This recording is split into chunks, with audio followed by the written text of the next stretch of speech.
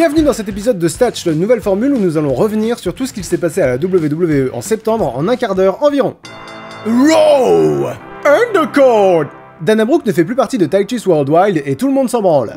Les Authors of Pain ont massacré pas une, pas deux, mais 3 équipes locales anonymes grâce à leur nouvelle mascotte Drake Maverick, le général manager de 205 Live, qui joue donc un personnage différent en fonction du show où il se trouve. Ingénieux. Sasha Banks et Bayley sont en équipe mais n'ont aucun scénario. Où est le scénario? Qui a mangé le scénario? Lower Midcard!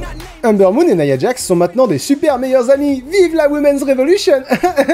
Chad Gable et Bobby Roode sont en équipe maintenant et ont une rivalité avec Ascension. D'ailleurs, Chad Gable a donné à Connor de l'Ascension sa première victoire en solo depuis qu'il a signé à la WWE. Ce qui est honteux. Gable est excellent et lui et Roode méritent mieux. Mention déshonorable pour toi, gamin. Roode, fais gaffe, c'est pas passé loin. Kevin Owens est très énervé contre Bobby Lashley et veut lui péter la gueule avec l'aide d'Elias, mais Lashley a un nouveau manager, Lio Rush, de 205 Live. C'est donc officiel, 205 Live n'est plus peuplé de catcheurs, mais d'apprentis managers. Ça me rend triste. Heureusement, Lio Rush fait un super boulot et cette rivalité regroupe 3 des meilleurs orateurs du ring. Et donc, Bobby Lashley. Up Midcard! Les Dogs of War ont battu la B-Team pour devenir champions par équipe et ont retenu leur ceinture dans un très bon match contre The Revival, l'homme fort de l'équipe et sans conteste Drew McIntyre qui mérite la 6ème place au classement de septembre. D'ailleurs, leur match contre les 2 tiers du Shield à Hell in a Cell est le match du mois en ce qui concerne le roster principal. Les sœurs Bella ont une rivalité molle et sans intérêt contre le Riot Squad, autrement meilleur qu'elle, si vous me demandez mon avis. Et si vous ne me le demandez pas, je vous le donne quand même. Cette rivalité fait du mal à toutes celles qui y participent, à part Rousey et les Bella. Le Riot Squad, Alicia Fox et Mickie James, et surtout Natalia, elles ont toutes l'air de connes. À l'heure de la Women's Revolution, on aurait pu espérer que des femmes qui ont rendu le catch féminin passionnant seraient sur le devant de la scène, plutôt que celles qui ont été la goutte d'eau du vase de notre ennui. Désolé les Bella, je suis sûr que vos émissions de télé-réalité sont meilleures que votre catch, mais c'est pas ça que j'évalue dans cette émission, mention déshonorable. Triple H, The Undertaker et Shawn Michaels sont de retour et ça parle très mal. C'est génial de revoir ces gars-là, ils retournent sur le ring samedi à 11h et croyez bien que je serai devant ma télé crédidio. Main Event. La reformation du Shield aurait été 1000 fois meilleure s'ils avaient eu des adversaires qu'on veut les voir affronter. Braun Strowman aura beau essayer, on n'arrivera jamais à le détester complètement, c'est un mauvais heel. Mais son obsession de détruire Roman Reigns est très divertissante, suffisamment pour lui assurer la 8ème place du classement. Côté Shield, je ne porte toujours pas Roman Reigns dans mon cœur, et je vais même vous dire, la reformation de l'équipe a diminué Seth Rollins qui ne défend plus son titre intercontinental aussi souvent. En fait, Roman Reigns est le seul à profiter à 100% du retour du Shield, car même Dean Ambrose brille plus fort dans ses matchs solo, notamment son match contre Drew McIntyre qui suffit à lui décrocher la 9ème place. D'ailleurs, des indices semblent aller vers le départ de Dean Ambrose du Shield, si c'est le cas, je prends, même si un heel turn de Roman Reigns serait le meilleur scénario pour la fin du Shield. Globalement, Raw a été mauvais ce mois-ci, surtout en comparaison avec la concurrence. D'ailleurs, parlant de concurrence, 205 Live! TJP s'est promis de défoncer tous les membres de la Lucha House Party après avoir gagné contre Lince Dorado en lui retirant son masque. Bouh, pas bien! Drew Gulak a perdu son 2e match pour le titre, ce qui lui fait perdre pas mal de crédibilité. Lio Rush est assez incroyable sur le ring, ce serait bien qu'ils apprennent ça à Raw, ça pourrait donner des moments sympas. Buddy Murphy est plus près que jamais pour affronter le champion Cruiserweight Cedric Alexander au Super Showdown à Melbourne, en Australie, d'où Murphy est originaire. Mustafa Ali est enfin de retour pour mettre sa branlée à Hideo Itami, qui avait profité du surmenage du cœur de 205 Live pour le massacrer alors qu'il était sans défense. On est une vilaine petite saucisse, Itami! Cedric Alexander a défendu le titre Cruiserweight contre Drew Gulak et a eu 3 très bons matchs ce mois-ci, dont sa première défaite en 2018 dans un match par équipe. C'est néanmoins plus que suffisant pour que le champion Cruiserweight soit 2ème de mon classement de septembre. Cedric Alexander et Mustafa Ali ont été très constants en septembre et ils portent pratiquement la division à eux deux. Les Forgotten Sons ont fait leur début, je ne suis pas impressionné. Keith Lee a fait ses débuts, je suis impressionné. Les champions par équipe et la championne de la NXT ont été notablement absents en septembre. Elle n'a eu qu'un match correct contre Vanessa Borne, et eux n'en ont eu aucun, étant des putains de bombes de charisme et de technicité, c'est un peu décevant. EC3 s'est fait démonter par Lars Sullivan, mais il est revenu et il a bien l'intention de se manger du Shrek. Les Mighty sont dans une rivalité contre The Street Profits, et clairement Montez Ford est l'atout du Quatuor. Tommaso Ciampa est toujours une ordure. Pete Dunne et Ricochet sont pas super d'accord sur qui est le meilleur des deux, et franchement j'aurais du mal à les départager tant leur match à NXT ce mois-ci a été brillant. C'est d'ailleurs le match du mois à la WWE. Mais ce match n'a eu aucun vainqueur comme Undisputed Era est intervenu. Comme je ne veux pas mettre les deux hommes dans le classement, il a fallu choisir, et je pense que Pete Dunne a été l'homme du match cette fois. L'enquête va bon train pour savoir qui a agressé Aleister Black, et tandis que tous clament leur innocence, les deux principaux suspects parmi les mauvais garçons ont un excellent contre-argument, ils sont pas du genre à cacher avoir agressé des gens. Ils le revendiqueraient si c'était eux. Finalement, le seul à ne pas avoir dit « je suis innocent », c'est Johnny Gargano, qui continue de se transformer en ce qu'il déteste, c'est-à-dire une brute prête à tout pour gagner par la destruction. D'ailleurs, vous voulez savoir pourquoi Gargano est 7ème de mon classement ce mois-ci ? C'est pas parce que je suis amoureux de lui, non. C'est parce que quand il allait faire un DDT sur Velveteen Dream à l'extérieur du ring, donc là où ça fait bien mal, il s'est interrompu et est allé voir un gamin qui portait un de ses t-shirts dans le public et lui a murmuré un truc à l'oreille. Gargano lutte contre ses démons intérieurs pour son jeune public, ce type est un super héros. Ça n'a pas été un excellent mois pour la NXT, mais pour paraphraser Ronda Rousey, dans ses pires mois, NXT reste le meilleur programme de la WWE. Mae Young Classic. Le premier tour du Mae Young Classic est terminé et ça a été un sacré spectacle. Certaines femmes ont été un peu décevantes, d'autres brillantes, je vais juste aborder mes coups de cœur. Io Shirai est présentée comme la favorite du tournoi et je comprends pourquoi, elle est incroyablement rapide et agile, on dirait Spider-Man, c'est ma favorite de chez Favorite pour le Mae Young Classic.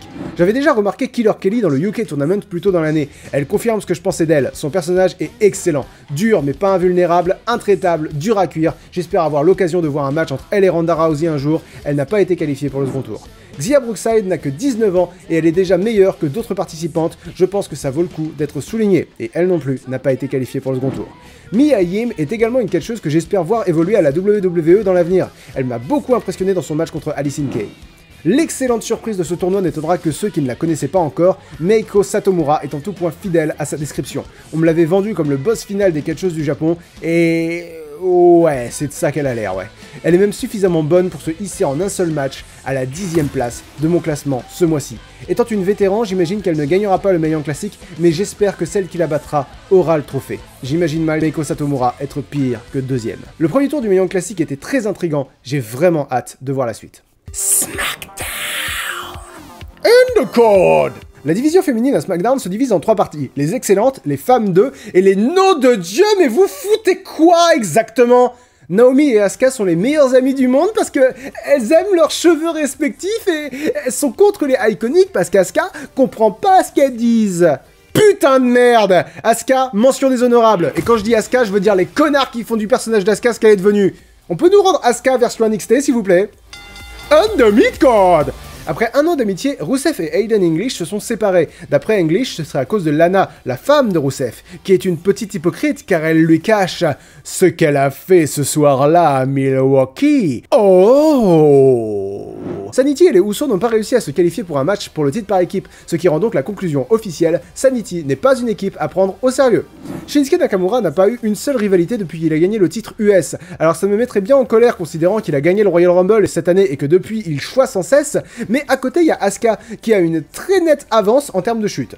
Up mid-card! Le New Day, les champions par équipe, ont vaincu Rusev Day pour conserver leur titre et ils affrontent The Bar ce samedi pour les redéfendre. On leur souhaite bonne chance parce qu'ils sont excellents. D'ailleurs, Kofi Kingston est officiellement l'homme ayant porté le plus longtemps une ceinture par équipe à la WWE, félicitations à lui.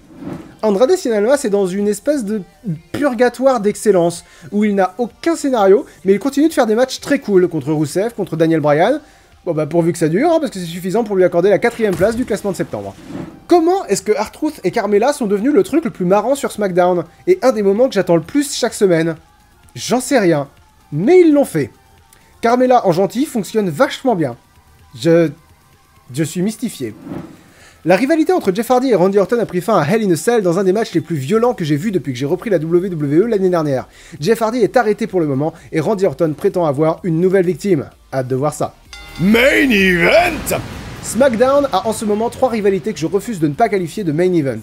D'abord, Becky Lynch est actuellement au pic de son personnage. La championne de SmackDown a pris sa revanche sur Charlotte Flair à Hell in a Cell et règne désormais sans partage. Seul bémol, on aimerait être à fond derrière elle et la WWE veut en faire une méchante. Donc au final, on se lassera et ça passera. Alors qu'elle pourrait être le personnage le plus électrique du roster féminin de la WWE. La rivalité entre Daniel Bryan et The Miz continue de faire rage et les deux hommes sont excellents. Si je devais choisir un vainqueur ce mois-ci, ce serait Daniel Bryan. Dans l'ensemble, il est plus drôle, nettement meilleur sur le ring évidemment, mais leur rivalité a été largement handicapée par la promotion des émissions de télé-réalité dans lesquelles ils jouent. J'espère qu'elle pourra reprendre ses ailes maintenant que Brie Bella et Maryse n'y sont plus impliqués. AJ Styles a conservé son titre contre Samoa Joe à Hell in a Cell, mais la controverse est si fortement présente! Au moment où l'arbitre faisait le compte de 3 alors qu'AJ Styles couvrait Samoa Joe, celui-là qui est phénoménal a abandonné. Donc techniquement, il aurait dû perdre. L'arbitre n'a pas vu l'abandon. Ça a mis Joe très en colère, et pour se venger, la machine à soumission samoan est allée chez le champion alors que lui était sur le ring à des milliers de kilomètres de là. Qu'est-il arrivé à sa famille?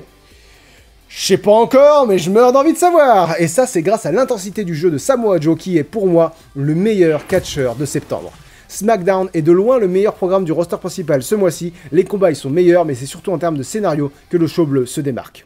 On termine cette émission par le hashtag règle du mois. Little Cookie veut savoir pourquoi les catcheurs masculins entrent toujours sur le ring avec les cheveux trempés. Eh bien Little Cookie c'est très simple, les hommes, comme on le sait tous, sont particulièrement désorganisés, et souvent quand vient leur match, ils sortent juste de la douche et ont à peine le temps d'enfiler leur costume. Là tu vas me dire oui, mais ils ont les cheveux mouillés en coulisses aussi, ce à quoi je vais te répondre, ils font du catch, ils transpirent beaucoup alors ils prennent vraiment beaucoup de douches. D'après toi, est-ce que c'est vrai? Je te laisse voter en cliquant sur le i en haut à droite de l'écran.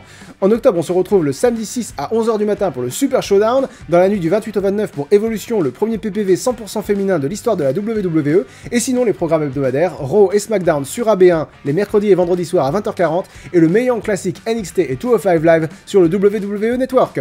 Et toi, qu'as-tu pensé du mois de septembre à la WWE? Y a-t-il quelque chose que j'ai oublié de mentionner? Et que penses-tu de la nouvelle mouture de Statch? N'hésite pas à me le dire dans les commentaires, n'oublie pas de t'abonner, mets-moi ton gros pouce bleu, et on se retrouve très bientôt pour d'autres vidéos, ciao!